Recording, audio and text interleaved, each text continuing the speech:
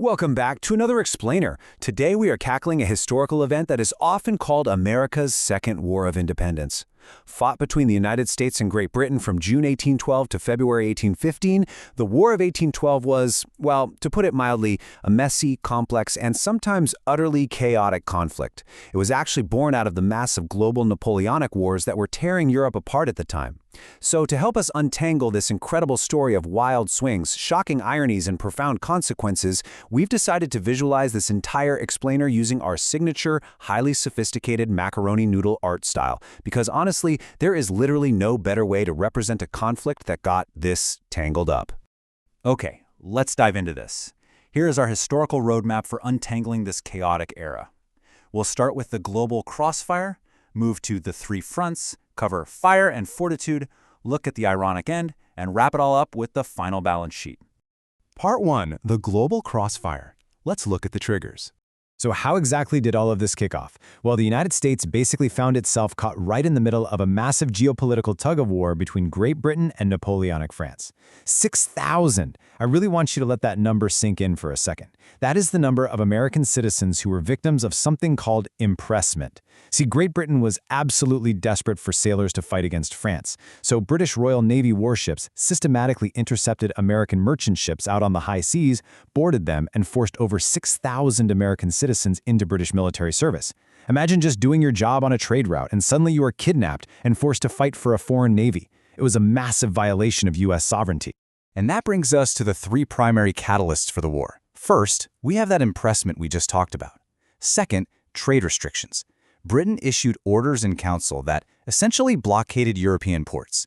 This crippled American commerce and completely disrespected U.S. neutrality. And third, the frontier flashpoint. Over in the American Northwest Territory, the British were actively arming and financing a native confederacy. This confederacy was led by the brilliant Shawnee leader Tecumseh, who was fiercely resisting aggressive American westward expansion. So you mix these three volatile ingredients together and, honestly, war just becomes inevitable. Part 2. The Three Fronts. Let's head to the battlefields. Once war was actually declared, the conflict unfolded across three distinct regions, with some seriously wild swings in momentum. Let's take the Canadian border and Great Lakes front. The U.S. launched several invasions into British Canada, totally assuming the local population would welcome them with open arms as liberators. Actually, scratch that. They didn't just assume it, they banked on it. But instead, they hit an absolute wall. These poorly planned American invasions were repeatedly beaten back. They ran headfirst into a highly organized, unified coalition of British regulars, Canadian militia, and Tecumseh's native forces. It was a massive reality check. And this brilliantly illustrates the flip side of that coin. While the U.S. was really struggling on land in Canada, they found shocking success on the water. The famous USS Constitution earned its incredible nickname Old Ironsides during 1812. The U.S. secured some critical victories on the water, but perhaps none were more important than Master Commandant Oliver Hazard Perry's massive triumph at the Battle of Lake Erie in 1813. That victory was absolutely crucial for sure because it finally secured American control of the northern frontier. Part 3. Fire and Fortitude. Things really heat up in 1814. So the whole dynamic of the war radically changed in 1814 because over in Europe, Napoleon abdicated. Suddenly, Great Britain had this massive surplus of battle-hardened veterans they could redirect straight to North America, and the results were devastating. In August 1814, British forces sailed right up the Chesapeake Bay. They completely routed the American militia and captured Washington, D.C. They set fire to the White House, the Capitol building, and other public structures. Now, it's really important to note this wasn't just some unprovoked attack. This was direct retaliation because American forces had previously burned government buildings in York, which is modern-day Toronto up in Canada. After burning Washington, the British advanced on Baltimore, but this time they hit a brick wall. The British launched an intense, massive, overnight bombardment against Fort McHenry, but the incredibly stubborn American defense held out against the flying cannonballs. And watching this whole display of fortitude from a ship was an American lawyer named Francis Scott Key. Seeing the fort's flag still proudly flying the next morning inspired him to write a poem. That poem, as you might have guessed, became the Star-Spangled Banner. Meanwhile, down on the southern coast front, the war was largely being fought against Britain's native allies. General Andrew Jackson secured a massive victory by totally crushing the British-aligned Creek Nation at the Battle of Horseshoe Bend. This was a hugely consequential moment as it forced the opening of millions of acres of land to white settlement in the South. Part 4. The Ironic End. And trust me, ironic is the perfect word here. By late 1814, after years of fighting, both the United States and Great Britain were completely, utterly financially exhausted. They needed a way out. So on December 24, 1814, they signed the Treaty of Ghent over in Belgium. The entire treaty basically boiled down to this fantastic Latin phrase, status quo ante bellum. It literally means a return to the way things were before the war started. Think about that for a second. Years of bloodshed, burning capitals, disrupted trade, and the treaty meant absolutely no land changed hands. Not a single border was redrawn. It didn't even mention impressment, the very thing that sparked the war in the first place.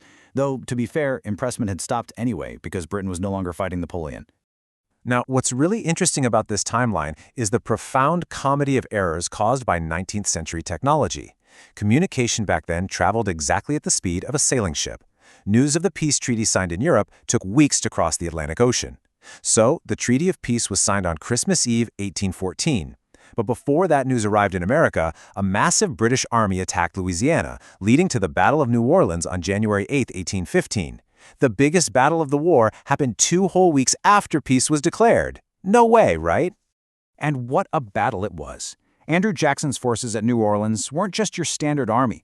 It was an incredible patchwork of regulars, local militia, literal pirates, and free black soldiers. It was the whole shebang. Together, this incredibly diverse group decisively defeated the advancing British army. Now, did this battle change the peace terms? Zero effect. None at all. The treaty was already signed. But because the news of the victory arrived back east right around the exact same time as the news of the peace treaty, it deeply convinced the American public that they had decisively won the war. It catapulted Andrew Jackson to absolute national stardom and completely shifted the psychological outcome of the entire conflict. It pumped a handful of Americans, completely uninterested in the topic of history, into topic pop culture. Part 5, the final balance sheet. So, who actually won? If the borders didn't change and the peace treaty essentially hit the undo button, what did this messy conflict actually accomplish?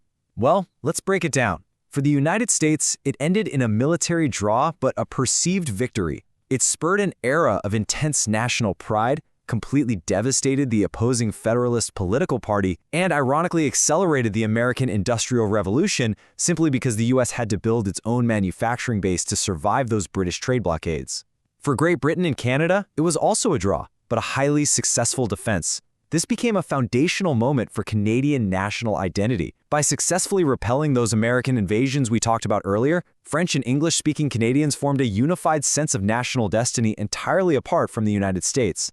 So the crucial point is that we see massive nation-building success for both the US and Canada, who basically fought to a standstill. But contrast that perceived victory with the real defeat suffered by the native nations. With the death of the great leader Tecumseh in battle in 1813, the dream of an independent native confederacy died right alongside him. In the peace negotiations at Ghent, Great Britain permanently abandoned its native allies, leaving the frontier completely open and defenseless against aggressive US expansion. Which leaves us with this heavy, deeply ironic reality to ponder. How does a war that is mathematically a draw, where not a single borderline is redrawn on a map, end up solidifying the national identities of 2 modern nations while simultaneously destroying the sovereignty and future of a third? It's a pretty stark reminder that in geopolitics, the final balance sheet is rarely balanced, and the true human cost of a war is almost never reflected in its peace treaty. Thanks so much for joining me for this explainer, and I'll catch you in the next one.